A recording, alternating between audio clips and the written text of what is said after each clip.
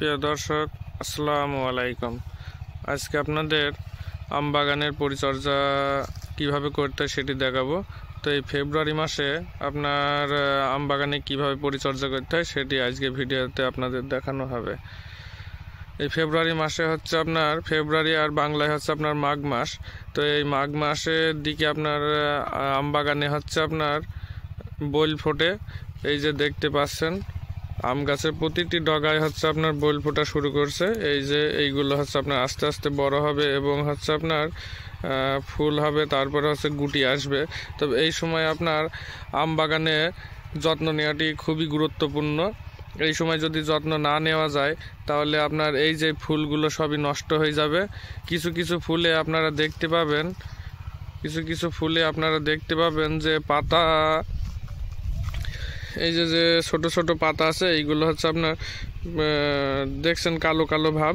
এইগুলো কুয়াশা, এই যে যে কুয়াশা পড়ে এই কুয়াশার জন্য হচ্ছে এইগুলো পুড়ে যাওয়া ভাব। তো এইগুলো যদি এখন বিষ না দেওয়া যায় তবে আপনার সেইগুলো ওই ফুলগুলো নষ্ট হয়ে যাবে এবং ওই বোলটায় কোনো আম আসবে না। এই জন্য আপনার বিষ দেওয়া অত্যন্ত জরুরি। তো এই জন্য আজকে বিষ দেওয়া আছে। এটি হচ্ছে রূপালী বাগান। তো এই রূপালী বাগানে আপনার কি বিষ দিতে হবে এই যে ফেব্রুয়ারি মাসে, তো সেটি আপনাদের আজকে দেখাবো। তো কি পরিমাণ কি বিষ দিলে আপনার এই যে পাতা যে পুরা ভাবটা কেটে যাবে। এখন আপনার পরিচর্যা না নিলে এইগুলো একটাও আপনার ফুল এবং হচ্ছে গুটি হবে না। গুটি না হলে হচ্ছে আপনার আম হবে না এবং আমের অনেক ফলন কমে যাবে। এই সময় আপনার সঠিক বিষ দেওয়া অত্যন্ত জরুরি। এই জন্য কি বিষ দিলে আপনার এই রোগটি আর আসবে না, তো সেটি আপনাদের আজকে দেখাবো।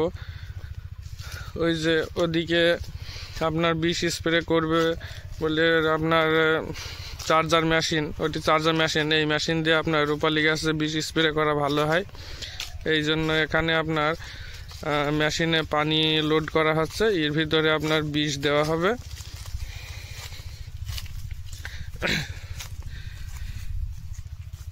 এই যে আপনার বিষ দিয়ে লোড করা হয়ে গেছে। তো এতে আপনার বিষ দেওয়া হচ্ছে আপনার বায়ার কোম্পানির অ্যান্টাকল, যা পপিনে গ্রুপের বিষ। আর এটি আপনার দেওয়া হচ্ছে আপনার মিমপ্যাক্স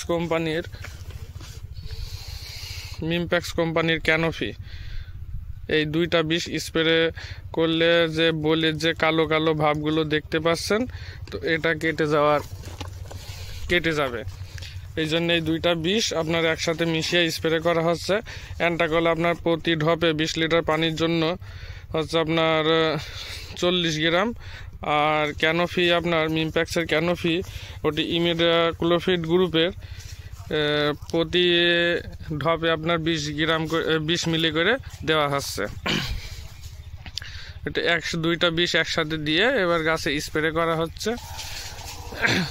এই যেমনভাবে স্প্রে করতে হবে তাতে সব জায়গায় সমানভাবে আপনার গাছটি ভিজে যায়।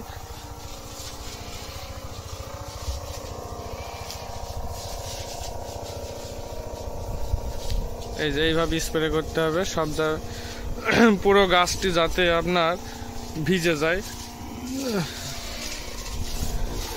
তাহলে আপনার কুয়াশার কারণে যে আপনার বৈলের ক্ষতি হয় সেই ক্ষতির হাত থেকে রক্ষা পাওয়া যাবে।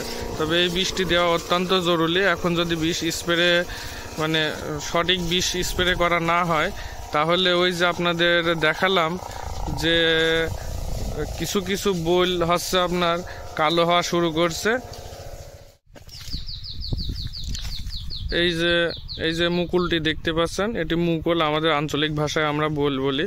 তো এই মুকুলটি ওই যে পাতা যেগুলো কালো হচ্ছে এই বিষটি দেওয়ার পরে এগুলো কেটে যাবে এবং নতুন করে যেগুলো বের হচ্ছে কিছু মুকুল আপনার বের হচ্ছে। এই যে এই মুকুলটা, এটা বের হওয়াতে দেখেন ওই যে ভিতরের কিছু পাতা আছে, এই পাতাগুলো আপনার কুয়াশার কারণে দেখেন কালো হয়ে গেছে।